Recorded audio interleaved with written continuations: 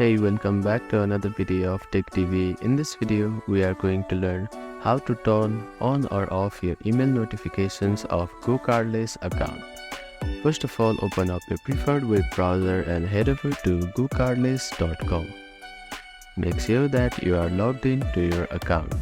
After logging in, you can see a settings tab which is at the top right corner of the screen. Click on it. Then click on user settings options here.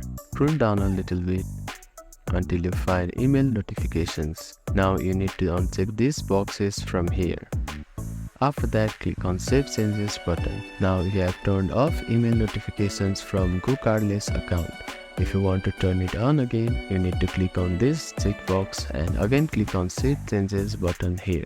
So this is how you can turn on or off your email notifications of GoCardless account. Thank you for watching this video. Please do not forget to like, share and subscribe to our channel and comment down if you have any queries.